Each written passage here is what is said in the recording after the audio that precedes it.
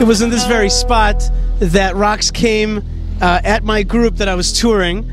I was taking around 2 congressmen. We were standing here looking at our beautiful square here, our traffic circle, and rocks started coming at us. Right behind us is this mosque that has partially illegal building, and as you can see, this area has a lot of Arab life here, and there are neighbors, but there's a jihadist influence that causes a lot of tension here, and that's what we saw that day with the 2 congressmen.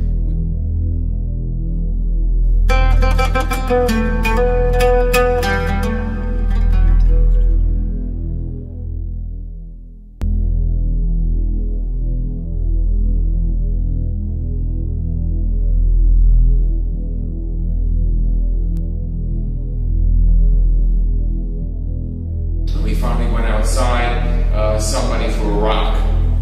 And it's really something because it had been explained to us that people that go to pray, to visit the grave sites, are subjected to rock throwing. Now, I hardly expected to be part of that myself. And so, Congressman Nadler and I will certainly go back to the United States, to Washington, and tell all our colleagues what we saw. It's so important that we lend our voices to your voices. It's so important that we stand up for what's right. Because just the way I stand up for the state of Israel and for support of the Jewish state, let's remember, this is the Jewish homeland, and we are in the state of the Jewish people. I don't care who recognizes it or who doesn't recognize it. We know what we are, and we will respect the Jewish state, and we will respect those who have departed, and we will ensure, by working together, that these graves are desecrated no more. Am Yisrael. It is an attempt to deny history.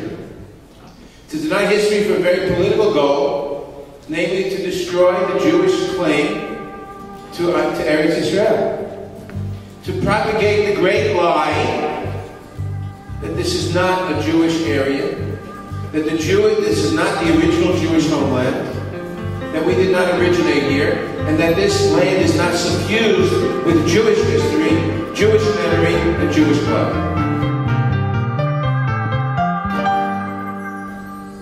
And you see this in so many different things. The renaming by UNESCO of Kever Rachel is a mosque, and not a Jewish holy site, not a place of Jewish remembrance and Kedusha.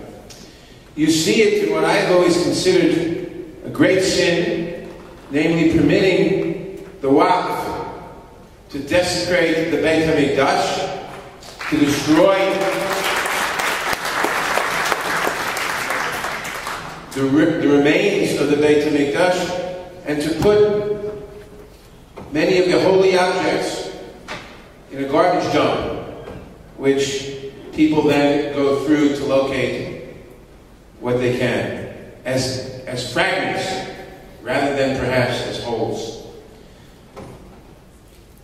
The act of grave desecration, the act of destruction of a temple is an act of not only desecration, literally, but it's an act of great hatred. The Torah tells us, "Poked avon avot al banim al shileishim al ribeim l'sanai."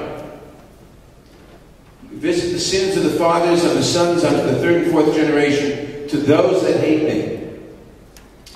Well, sonah, hatred. What better definition or illustration of hatred than grave desecration? And as Malcolm said, it should go the other way around. Not just visiting the sons of the father, the sins of the fathers and the children, but visiting the sins of the children and the fathers and the mothers who don't prevent those sins, who teach the hatred that motivates the grave desecration. And if we want to be really effective, if we want to really make this outside the pale, then parents ought to be held accountable for what their teenage children do. So we will go back to Washington and continue to raise this question and this consciousness to make sure that there's as much support as possible coming from the United States for the Israeli government and the Israeli people to stop this, to put an end to this once and for all, to stop this great Chilul Hashem, this great desecration, this great insult to the Jewish people, this great horror and this great crime against humanity. We will prevail on this. Thank you for your pioneering work.